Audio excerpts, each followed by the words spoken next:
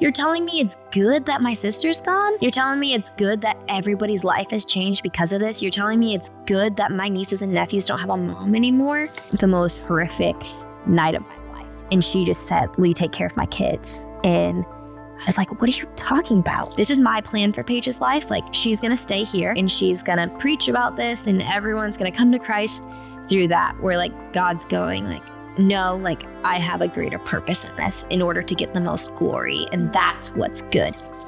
Hey guys, recently my wife Hannah and I got to sit down with our good friend Renee Finley and listen to her story. She's been through a lot the past couple of years, her family's been through a lot, but I believe that her story will bless you. And as a disclaimer, suicide and taking one's life is discussed quite a bit. So if you have sensitive ears, if there's sensitive ears around you, I want to make you aware of that. So listen in. Renee, thanks so much for sitting down with Hannah and I. We've known you for a while, you're a good friend. And I'm so excited to talk about your story today and what you've learned.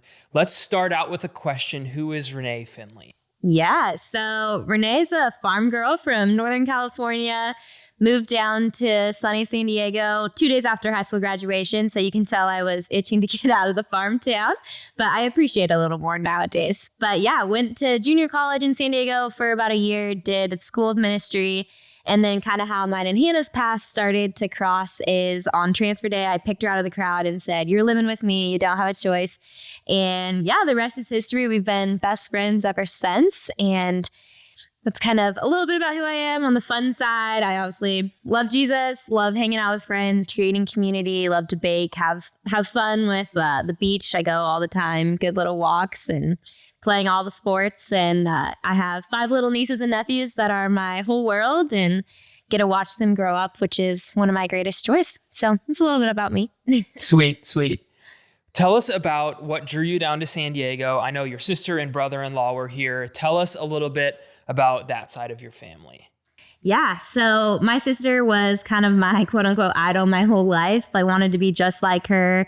I think I annoyed her growing up in high school, as she probably didn't have the same feelings towards me, but I wanted to be just like her. And she truly did set the standard for me as like what a woman should be and her drive. And she was a softball player and she was incredible. And I always say like she was great at everything and I was just good at everything. So she pushed me to be like a better person in all aspects of it. But yeah, so ultimately when I was graduating high school, she had her first child, which was Peyton, and he was just a little baby at the time. And I was like, I'm coming because I want to live next to my nephew. And she's a pretty convincing gal. So I moved on down, and that was like the ultimate. It wasn't necessarily like the beach, as great as that was. Like, it ultimately, the draw was family, and that's kind of been my heart since day one. And so that's kind of how I got to San Diego, and I just never left. I don't know if I will one day, but we'll see.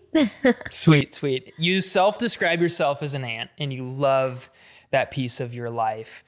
Tell us the story of the past couple years, and really, why are we sitting down here today? How do you want to shape that? Yeah, thanks for asking. So obviously, I talk a lot about my nieces and nephews and how important they are to me, because they honestly are kind of like children to me, because you guys have walked through this story with me. But about 3 years ago, my sister, who is completely normal, she is so driven, loves the Lord, pastor's wife, truly loved ministry and being a mom and growing her businesses on fire. When she had four children at the time, so was pregnant with Finley, which is my youngest niece at this time, who's about just turned 3 years old. And towards the end of her pregnancy, she started having complications, like not major complications, just like a lot of back pain and stuff like that. I think she was at the point of like, whoa, I had, backstory, I guess. She did have 5 children in back to back, 5 years, 5 under 5. So at this point in time, when Finley was born, Peyton was only 5. And then you had, I'm going to get these wrong, but basically there was 5 of them and they were under the age of 5. So her body, she was a rock star. Just like anything else she did, she just acted like it was no problem. Her pain tolerance was insane. So when Paige said something is hurting, like, you knew something was wrong, because that woman did not complain. So kind of, she hadn't had Finley yet, but it was kind of at the point where she's like, yeah, I think this is our last baby. You know, like, adoption was always on their heart. So it wasn't like they're close to children forever, but it's like, okay, this is probably going to be our last baby. And so normal pregnancy or normal birth. She actually had Finley at home. I got to watch her birth, which is just, it was such a special thing. I literally made it 5 minutes before she was born and was one of the most terrifying things I've ever experienced. Obviously, I have love my nieces and nephews and want to have children of my own someday, but that was a little traumatizing seeing how a baby is actually born. It's like crazy. But now it's like such a sweet, special memory. But I've never seen those roars come out of my sister like that before. So sweet little Finley came into the world, and then she was home. So basically, like when you do a home birth, you just kind of sit in your bed, and that's kind of like one of the benefits. It's like you're not at the hospital, so there's not all these rules on you. You do have like a midwife kind of telling you what to do and not to do, and so she tore a little bit, had a few stitches, the regular kind of pregnancy things. But ultimately about, a couple days after, which is not like Paige. Normally she gets up and walks around after she's had kids and stuff like that. But her midwife had told her, like, just like rest, stay in bed. So she was kind of staying in bed. I remember she would text me and be like, can you make me a matcha and eggs? We'd bring it up to her. We would seal the baby, all the things. But then one night she just was like, this is like an excruciating pain, and she couldn't figure it out. And Christopher is kind of going like, okay, if Paige is saying, Christopher's my brother-in-law, and kind of was like, okay, if Paige is saying something's hurt, like something's going on, And so the timeline kind of blurs in my head sometimes now because it's been so long. But ultimately, after a series of events, they ended up at Scripps Hospital, and this is like in COVID times. So she has this newborn baby, and luckily we knew somebody in the hospital system that allowed Finley to go with her. But it was just like they were so strict on everything, and she's trying to figure it out, but her baby is kind of like, they're like, you can't have your baby with you right now.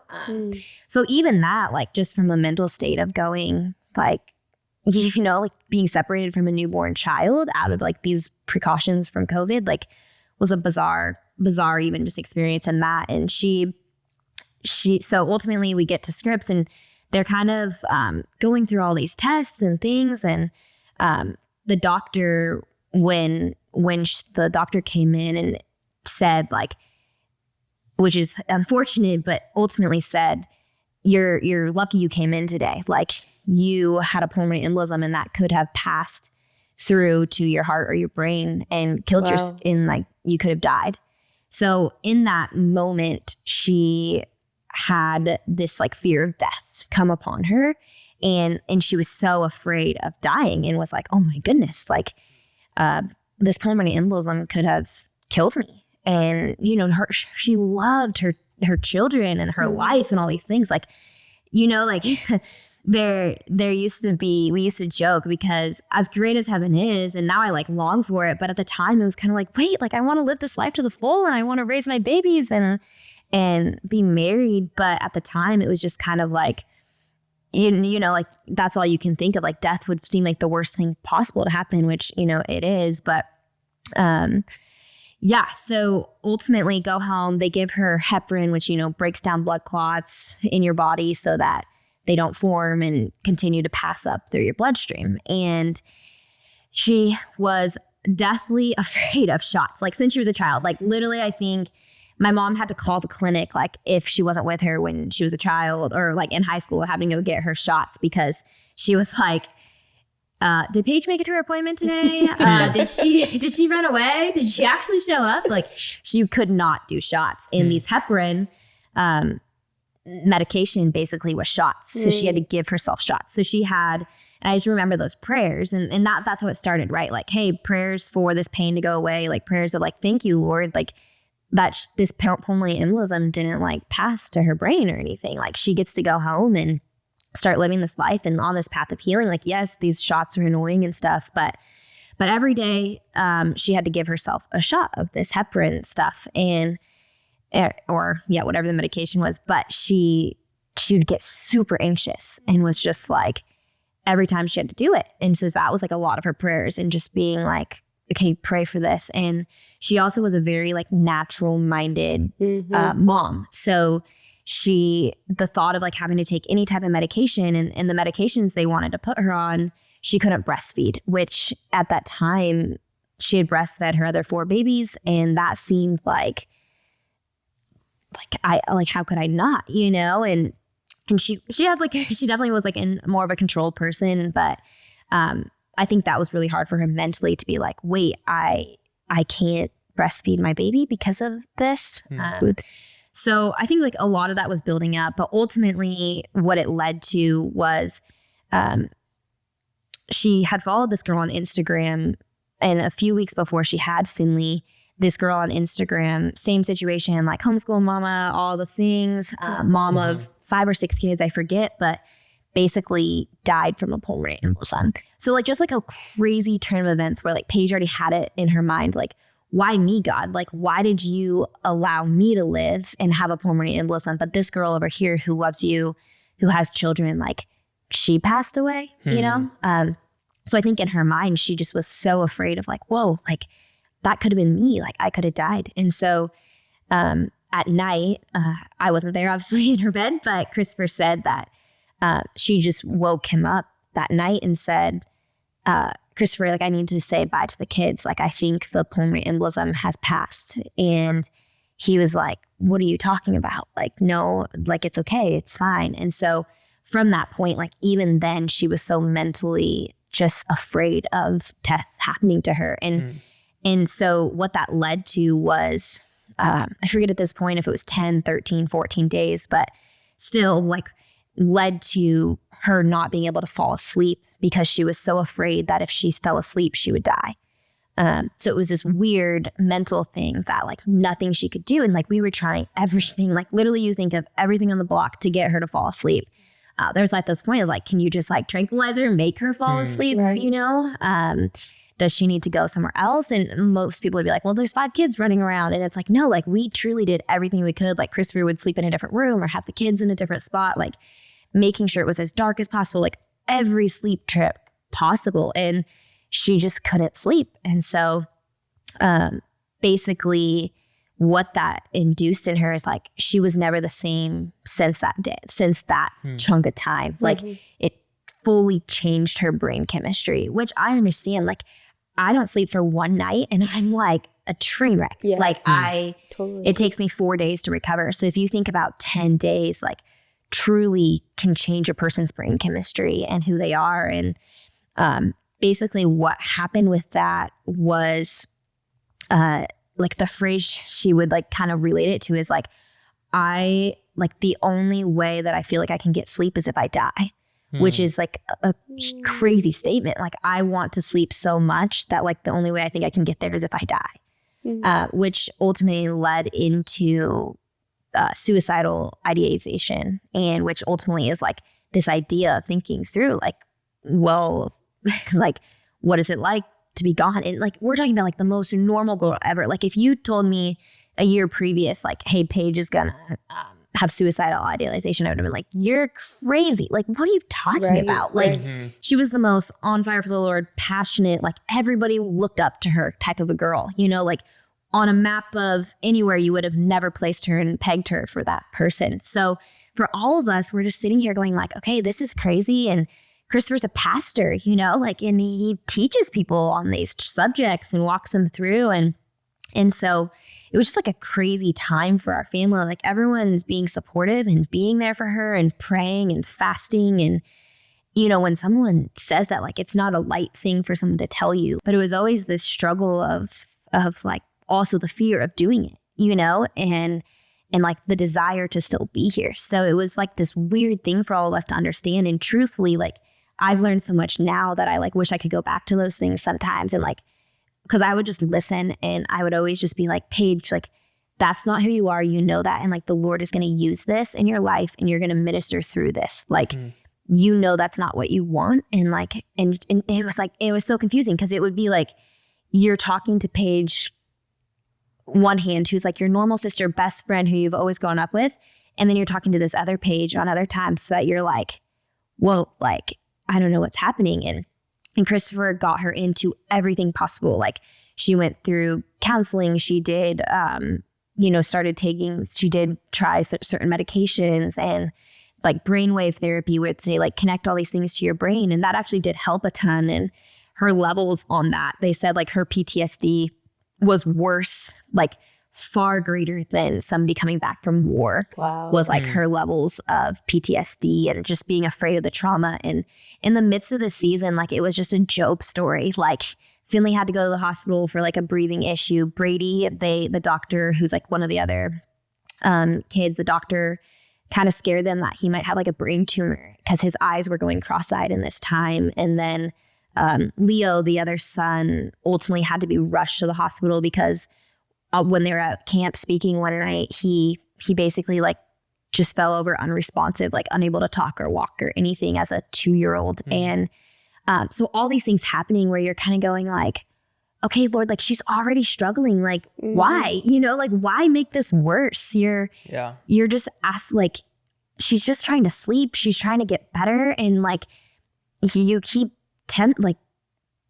throwing these things at her that are causing her to really, like every time you're trying, it's like you can't get ahead, it's like that saying, like when it rains it pours, and it truly was that, where you're just kind of, all of us are going like, and you're trying to talk her through it. And she was a perfectionist and trying to be on top of it and a little OCD, but it ultimately got to the point, this is about a 4-month span, and Christopher's not working. He's basically taking care of the 5 kids, and then he's basically babysitting her all day, because it's at this point where you just don't know what she's going to do, And so she would be checked in and out of, she went to like Sharp, like mental health facility, and would go there to try to sleep and get better, and for a few days. And then they would like check her out, because it was like, she's like, okay, this isn't helping. Like I'm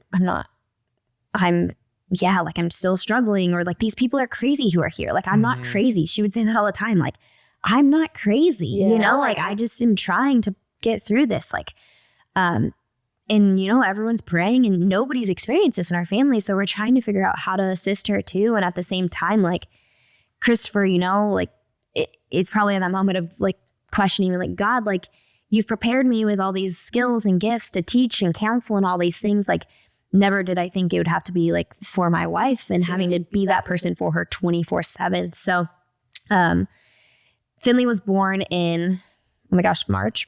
Forget the timeline a little bit. I should know that. But ultimately, July 21st is Paige's birthday. And she had just gotten back from, it had like gotten really bad again. And she had just gotten back from, she was doing brainwave therapy again, what's that? It's like a frequency thing. And it still wasn't helping a ton. And earlier in that week, she had called me when she was driving, and, we were just chatting and talking, and it was just like we just like lost who she was, like she wasn't the passionate, just like Grimmin, like she just was like blank of like who she was. And she just would cry out and just be like, I just want help, Lord. And I remember talking to her about that and just encouraging her, like, Paige, like, you're going to get through this. There's going to be hope, like everybody's committed to getting you better, And so Christopher, her husband, was doing a lot of research on like, okay, I think this might be a little above my pay grade, and we might need to send her to somewhere that's like, does this best in the country. So ultimately that was kind of decided in, that day of her birthday. It came to the point where it was either the morning of her birthday or the day before, I forget which, but I remember texting her and saying like, because it was such a weird time, like in those times, you don't know if somebody wants to do things, if they don't, like all that. And so her friends planned her a surprise party at the beach that night on her way home from her like brainwave therapy. And I remember meeting there. It was like last minute party. Everyone meets there. And it was like the most horrific night of my life. Like I remember, I think I called Hannah that night and was just like, Hannah, I don't know I've never seen Paige like this. Like this was bizarre. So she was at this party, and I remember walking down to the beach, like the water with her, and we were with her best friend Danielle, and she just said like, will you take care of my kids? And I was like, what are you talking about? Like, Paige, like, of course I will always be there for your kids, but you're going to take care of your kids. Like, that, like, you're going to do it. And she would just be like, I've never seen her so distraught. Like she was just like, I feel like I'm not even in control anymore. Like, I don't want to do it, but I feel like something is making me do it.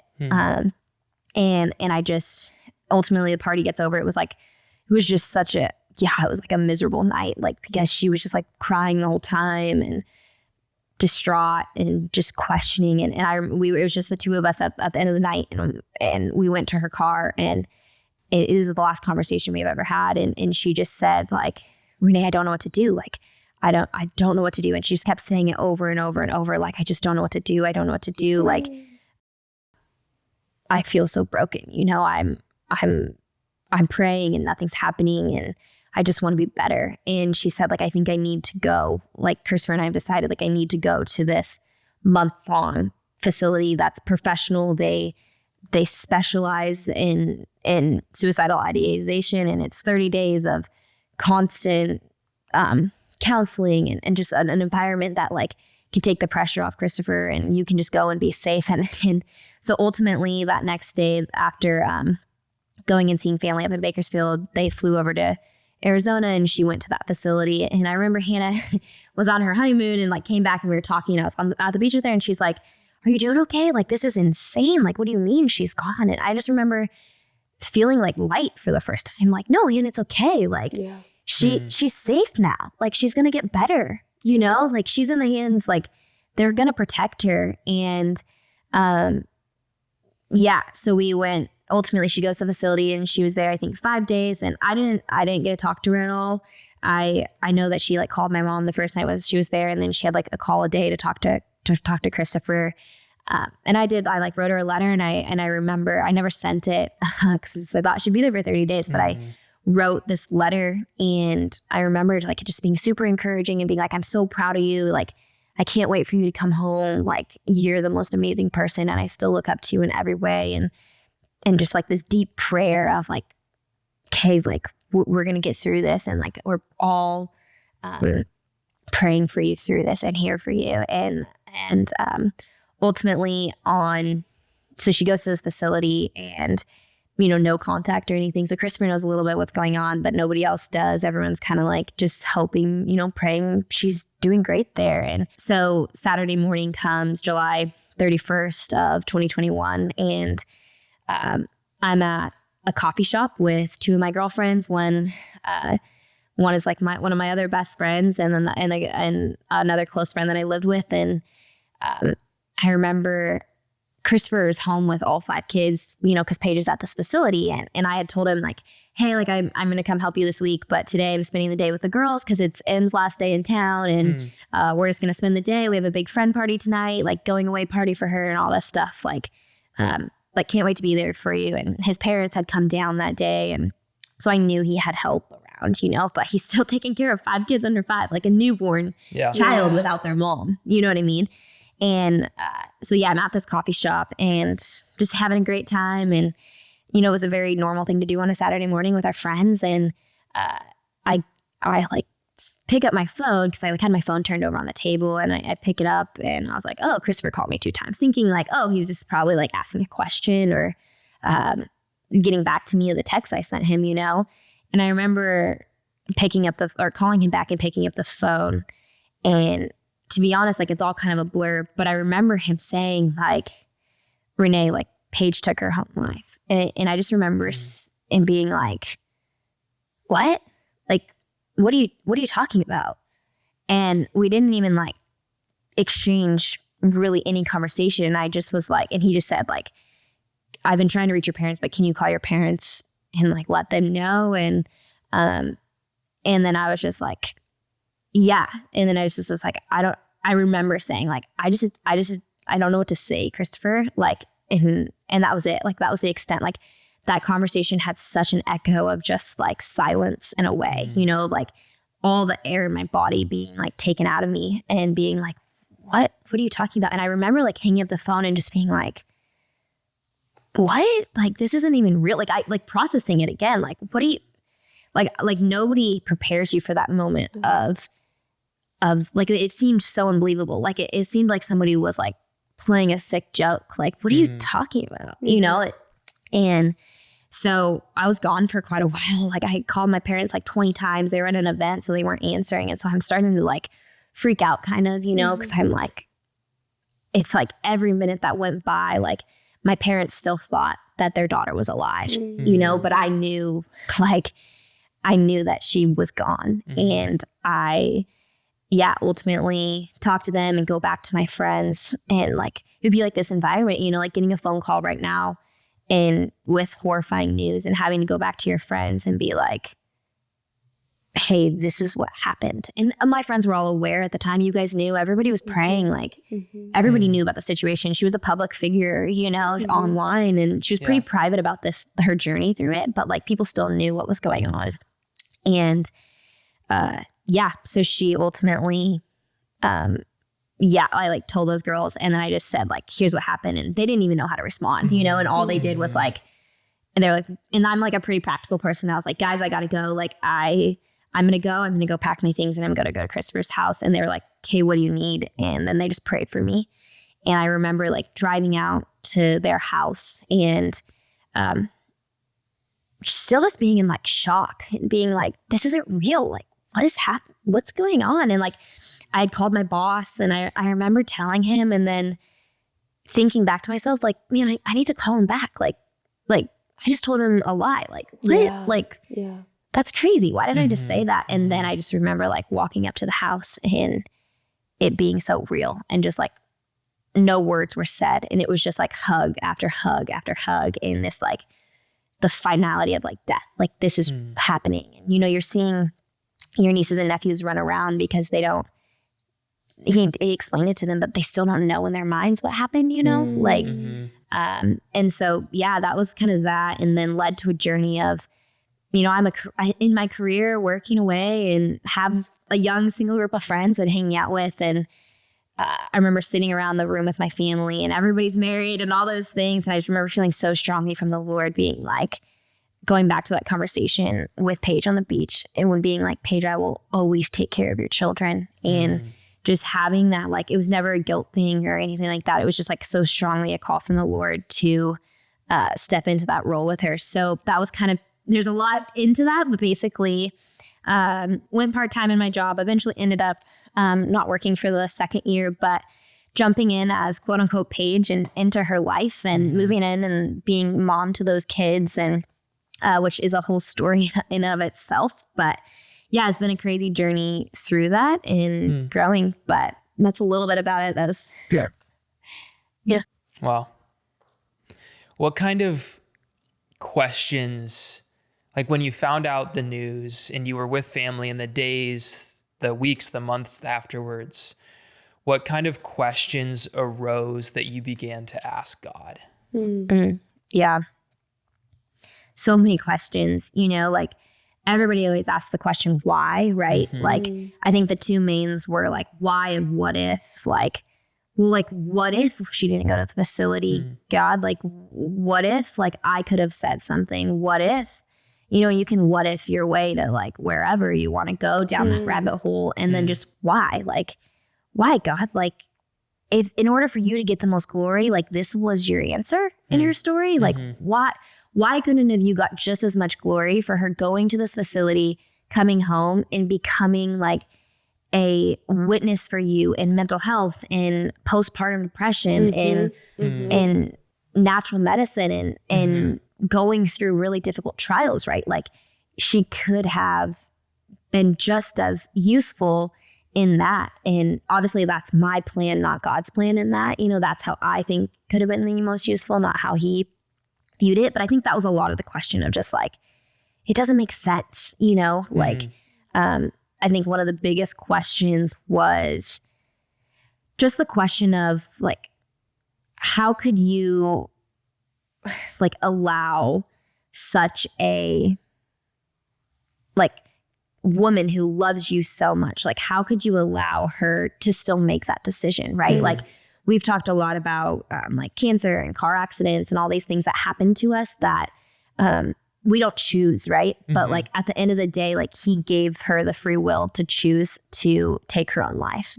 So I think those were like a lot of the main questions, and just wondering like, I think just like how, you know, and there's more practical questions like how could the facility let that happen? But I think more of the questions with the Lord and those prayers early on were just like, yeah, like, Lord, like, what? Yeah. So, Yeah. I think, Renee, we spent so much time just over the last 10 years of friendship, but as we relive this story now, I think about all the time that we spent in prayer. Like, you and I and Austin are prayer warriors, and we spent time in prayer like each step of the way. And it really feels like there was a no to our prayers, to your prayers specifically. And for many, that would cause so many to walk away from the Lord in their faith and say, like, Lord, clearly Paige was an incredible woman of God who loved the Lord, who had an amazing ministry, an amazing family, amazing husband, and you took her from us. Like, how can we continue to worship you if your answer is no to something like this? And how in your faith did you wrestle with that? Yeah.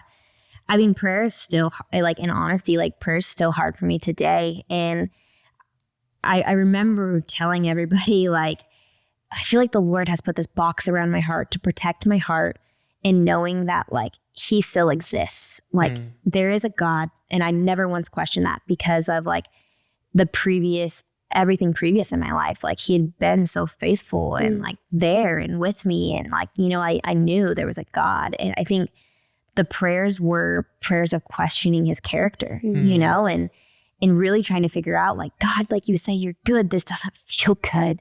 Like, this is painful and this hurts and it's so final. And, like, God, you say you're so powerful, like, but, like, you didn't come through, like, God, you say you're sovereign, but I'm supposed to believe this, that, like, this is all part of a good plan. And so I think that was more of, like, the prayers that I prayed of just having to say, like, I think I go back to that verse of, like, Lord, I believe, but, like, help my unbelief, like, I still believe, but, like, help my unbelief. And I still pray that prayer today. Like, Lord, like, I know you're good. I know your character. I know you're faithful. I know you've been there, and, like, you promise your presence with me. But, Lord, I'm honestly really struggling on how to trust you, and, like, help me trust you again, like, restore my faith. I prayed so many prayers on my knees, just, like, crying or talking to people and just being like, God, redeem this, like, restore me. And, like, just help me get through another day. Like, honestly, like, in those times too, those prayers are just like, okay, like, at 8 a.m., like, God is good. And at 12 p.m., I'm questioning, and just, like, in every minute, how can I, Lord, like, show me your character. So that's, I wish I had prayer down, but I think it's just a constant battle and struggle. And I think there'll always be that question. Like, I'm never going to put a bow on it, and I think I have learned how to move forward with it and to pray through things, but I still haven't found, like I will never, I think people want me to be like the Christian who says, like, it's all good now, and I don't think it's ever going to be good in my heart, in turns, but I have learned how, like, a lot of my prayers have been shifted towards, like, okay, Lord, like, this sucks, but, like, ultimately, like, she's never coming back. So how can I use this to glorify you? Like, what is the purpose in this? And how do I surrender it to you and just so you can get the most glory out of it?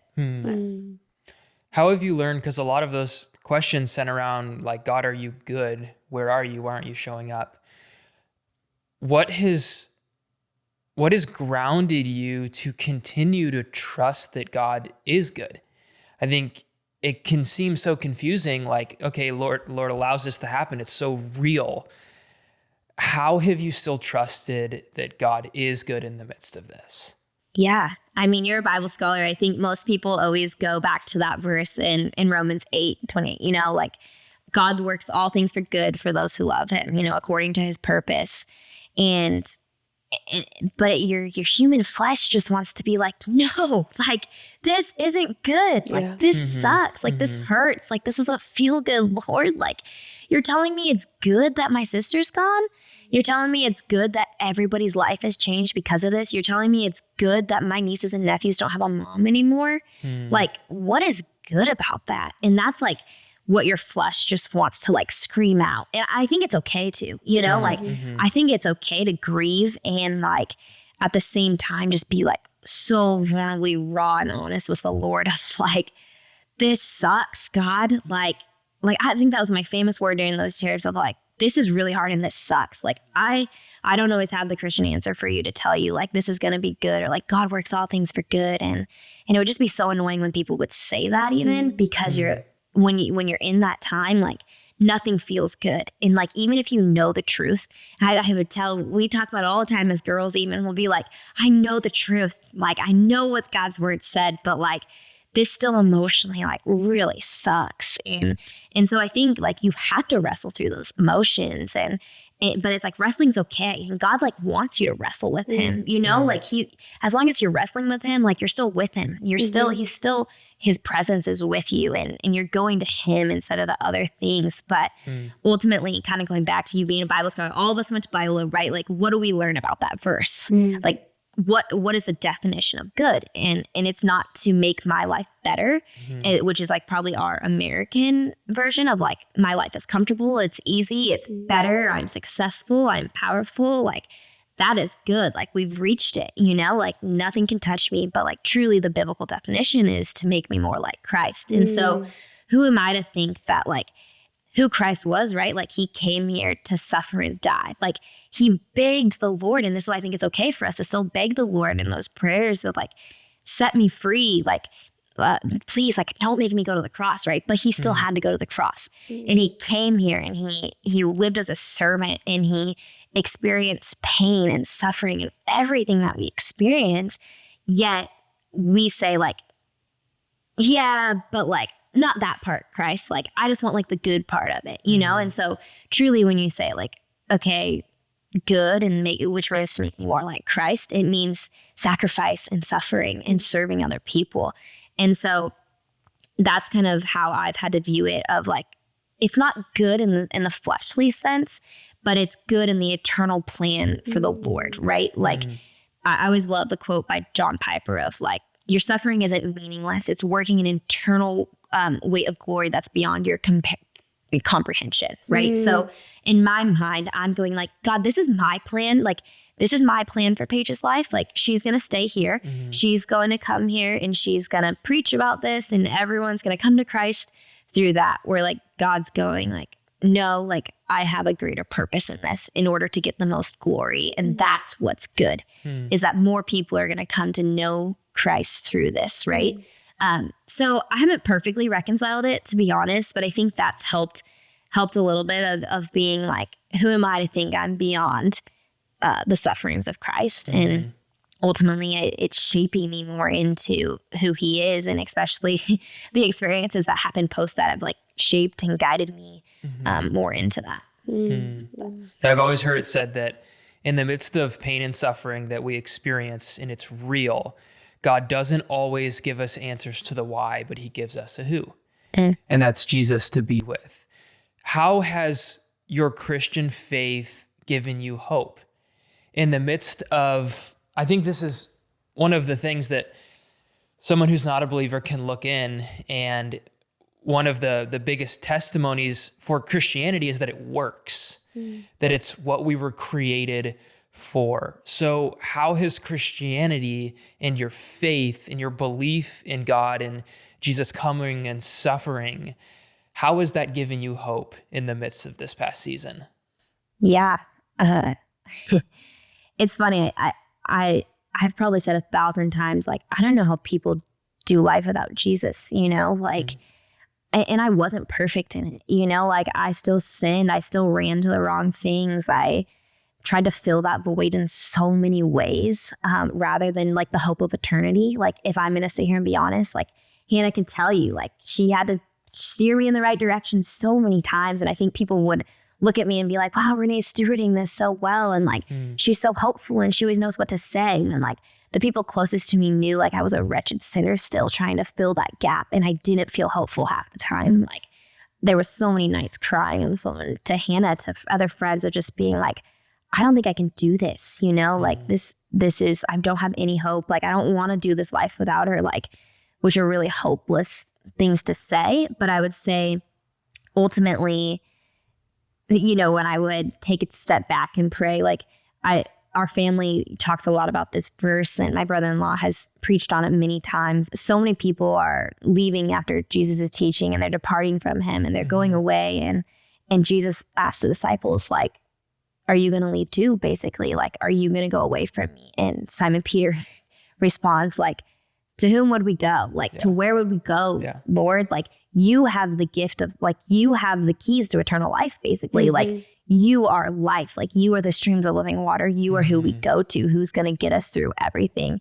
And that verse truly did like form so much of my theology on suffering and my faith of realizing, like, what else would I do? You know, like, you know, this is the greatest hope I can have. Like, everything else I try is going to come up empty, and it's not going to give me hope. It's not going to give me purpose. I'm going to be angry. I'm going to be bitter. I'm going to be broken. And that was kind of the decision I made. Like, even after she passed, was like, I'm not going to be angry at Jesus for this. Yes, like there's times my prayers might feel angry and just like upset that like this happened, but like I'm not going to be angry at the character of God, because like he didn't author this. He hates suicide. He hates pain. Like he allowed it to happen, but it's like he doesn't love that. Like that's not good in his economy, you know? And so, yeah, the hope that I found truly is in getting just back to the Bible, you know, and realizing truly like shaping my theology around evil and suffering through this process, and which gives you hope, right? Because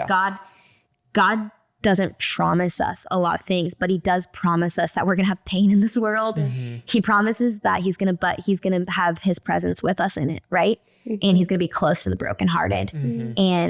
And he also promises us eternal life. And that goes back to that verse where he says like, Lord, like you are eternal life. Right. And so like, I'm not going to get to that to any other way besides you and being with you in your presence. But it doesn't mean it's going to be void of pain. And I just go back to that. Even when I'm frustrated with God and mad, I'm like, okay, his presence is here and he's going to be with me in it no matter what. And I can get through it. And that doesn't mean it's going to be easy. You know, a lot of times it's not. And it goes back to when I talk about kind of that anger or just frustration or questions with the Lord, and just knowing like his character. Like I can still trust his character and learn about it through a deeper understanding of like truly those definitions of who he is. That song Waymaker always came on. It was like the popular song at the time when she passed, and it, you know, forgive my singing voice, but it's like Waymaker, miracle worker, promise keeper, that is who you are. And I was like, I would just stand there and worship, and I would be like, no, it's not. Like, and I would just be like, Lord, like, I don't know why. And I would have to question, and I would just like sit there and really wrestle with the Lord and just say like, okay, like, why, you know, like, why didn't you make that miracle happen? It's like you heal people all the time, like with crazier stories than this, you know? And something that's really impacted me and given me a lot of hope to live this life and release a lot of that anger and that doubt and that questioning is like, yes, he can heal. He can do miracles like in the flick of a hand, right? Like right now, he can do whatever he wants, you know? And I think that's where most people wrestle with it. But I think when you go back to a proper understanding of theology is, but he never promised me that exact miracle, right? Like, so I can't be angry with a God who didn't promise me that to make that miracle happen, right? So he didn't promise me that, but he did promise me he'd be with it through it all. And that every single day that I live on this earth, he's going to be with me, and I can hope for eternity. And I just long for it so much now, right? Like that longing is every day I'm one step closer. And I can even view it as like, this is the longest every day. Like this is the longest time I'm ever going to have to live without her. right? Like this is truly the shortest amount of time that I'll ever live without her because we have eternity together. And that's like as grueling as these next, I don't know, I might get 2 years, I might get another 50 years on this earth. Like I can have hope because I know there's eternity where we'll be reunited and growing together in the presence of the Lord. So, what have you seen God redeem? Because as he does work things together for good, not how we might expect, but have you seen areas in your life that God has redeemed, or how has your faith grown through this?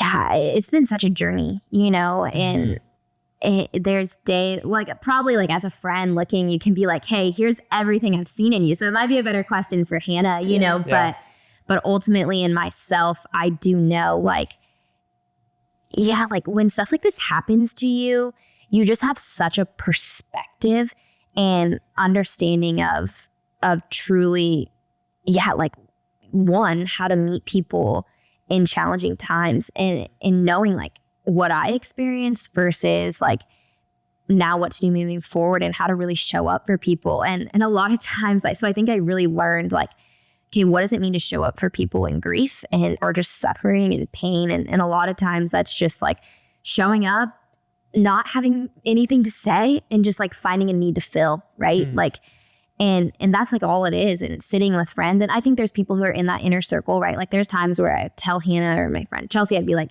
I know you just want to sit with me right now, but I need advice. It's like really like letting that person come to you with that. But I think I've learned a lot about doubt too, in that of it being okay to doubt, right? Like it's okay to wrestle with the characteristics of God. Like he is bound to his character, right? So if we take that perspective, then we know that everything he does is within his character. And so I think to the story of like doubting Thomas, right? Like in where I'd say like he went to the disciples and he's like, I'm doubting this. Like, I don't know. And Jesus gave him the grace and the room to doubt, but like he was still with two things. Like he was still with Jesus and he was still with his community. And so I think I just learned the importance of going through hard times and having your community and those people. Like truly, like if I was just by myself in those times, I would have made so many terrible decisions, probably ran to all the alcohol, all the boys, like all the things and just been like, heck with it. I don't care anymore. But it's like my community was there every single day, a phone call away to point me back to truth and to say like, Renee, like sometimes it was just listening to me cry, you know, and just being okay with doubt and knowing though, like how to doubt, like doubt with Jesus and doubt in your community and let them point you back to truth.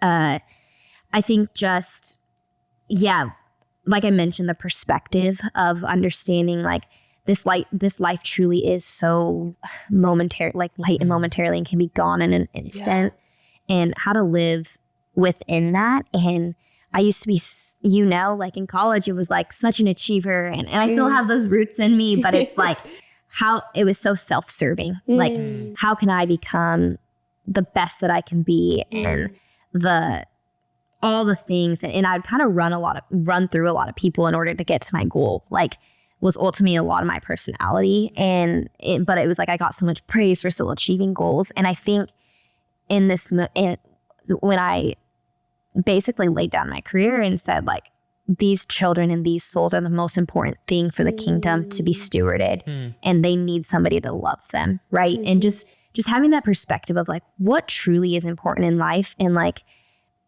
your impact for the kingdom, you know, like we can do so many things. And for some people that is like, I hope to build an amazing business. Some people that is to build a huge ministry or to travel the world, whatever that is, but just always bringing it back to that perspective of like, okay, if I was given literally one more year in this life, like what can I do to advance the kingdom and to serve and sacrifice and love other people? So that is kind of like a few of the main things I've learned. I think even with doubt is like, God cares more about like the direction of your heart versus like where it's at currently, right? Like you can doubt and you can question, but truly like he cares more about that direction. Like as long as you're still seeking and growing with me. So Yeah, I'm trying to think, Hannah, is there anything, even just from conversations you've had with me, that you've learned through that process and you've seen in me even change and grow?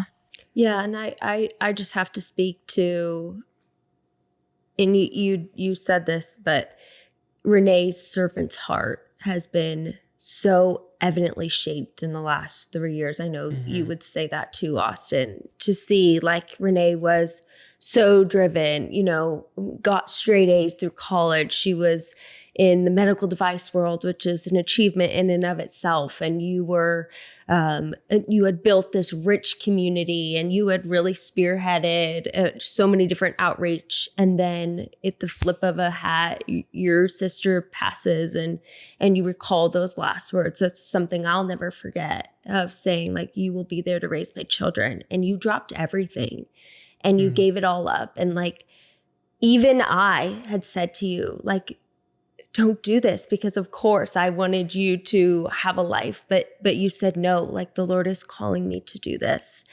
And you gave up so much, you gave up your career, you gave up your community, you gave up your life, like to invest, to serve for nothing other than to ensure those children felt loved through the process.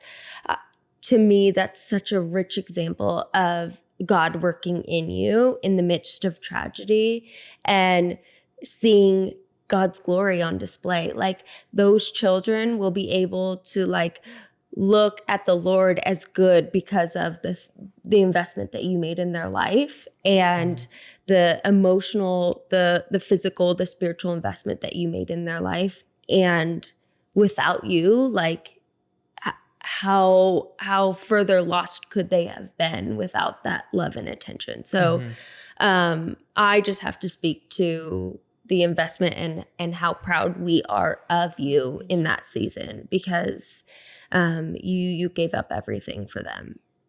And it's a gift. It's a gift. Yeah. Yeah. And it definitely, I think that was the biggest thing, like motherhood. And I hope you guys get to experience that, relatively soon in the next couple of years, but it'll wreck you. Like, as much as grief wrecked me, so did stepping into like quote unquote marriage and motherhood, I think you learned so much even just about God in that process of like sacrificing for children, sacrificing for another person to serve their needs. You guys have experienced that in marriage. But I think overall, when people are doubting or going through these really challenging times, something that like my mentor, like probably the greatest advice she gave me, one is like, she just was always there, right? Like at all times, which I think is so important for people in those seasons. But she was like, Renee, like, just take the next right step. Like, trust the Lord that he's obediently leading you to the right next step. And you can trust him in that. Like, and I think we so want to be like, no, God, like, it all needs to be fixed right now. Restore, redeem, change it all, like, put the bow on it, make it perfect. And it's like, no, like, he's so much more interested in the process of our hearts being transformed into his image, right? And so it's going to take these like small steps and to truly like transform your heart. And I'm still being transformed on a daily basis, but I know that if I just seek the Lord and seek him first, and knowing that he'll lead me to those next steps. So that was like huge for me, and still is. Like, I know that 5 years from now, I'm still going to cry on a random night because I miss her, and I'm still going to question the Lord. And when you ask about redemption, and that's still my prayer, like, I think our family's story is like everybody. So my brother-in-law got remarried to one of my best friends, to the sweetest girl ever, like couldn't have picked a better wife for him and mom for those kids. And she just honors my sister so well. And so many people look at that and they're like, the story's redeemed. It's good, like it, yay. And it's like, yeah, like that was like a super redeeming thing in the story in our life. But like, I think there's still a part that's like, I don't know if it'll ever be redeemed until eternity, And even in my life, like I can look at it, and sometimes when we think of the word redemption, it's like, okay, God, but this is how I want you to redeem it, right? Like in my life, this is what I want it to look like. So some people, I think, just viewed it as like, because the picture's back together perfectly now, right? Like that people are like, oh, well, the family's good now. Like everybody, there's a wife there. It's all good. The kids have a mom. redeemed, yay. And it's like, you realize like, we all still struggle and like have like, she has this like, every day I think about her, you know, like I don't think there's this redemption. So I think I'm still processing that. Like, what does redemption look? And for me, so much of that has been in even just like the term sisterhood. I think when you're robbed, you have a sister, like, who's one of your best friends, you know, and luckily mine too, one of my closest friends, but like, being robbed from that feeling of like, nobody knows you better than your sister. And it's an unshakable bond. And there's a commitment there that's unlike any other, right? Like you've replaced that a little bit in marriage with Austin. Right. And you guys have seen that where now, like, obviously he takes priority over Megan, but there still is that bond that, you know, like she's not going anywhere. And so I think I've had to, like, sometimes I can get in my head, like, okay, redemption for that means like a love story for me too. And I'm still single and living my life and all that, but having to be like, okay, at the end of the day, like the only person who can meet every need and be there at all times, that in a greater way that Paige was even for me, is the Lord, right? And so I'm even like been changing my theology around that of like, I think it's okay to pray for redemption and all that, but like, what does redemption truly mean? Because it's like, he could like, I just don't know yet. I don't know if I'll ever get to that point of like, it's redeemed. But I do think he calls us to use it, right? Like it would be a lack of obedience on my end if I don't use the story and the gifts he's given me and the platform I have and the community I have to use it for the purpose of the kingdom and to glorify him and pray for him to redeem it in whatever way he wants to. Yeah. Well, Renee, we so appreciate you, your authentic self, and just everything you've gone through, yet to come out the other side and say, but God is still good, and I will still choose to trust him and still focus on the hope of what he's done. So thanks for sharing your story with us. We've enjoyed it. Yeah, thanks for having me. Super special. You. Yeah.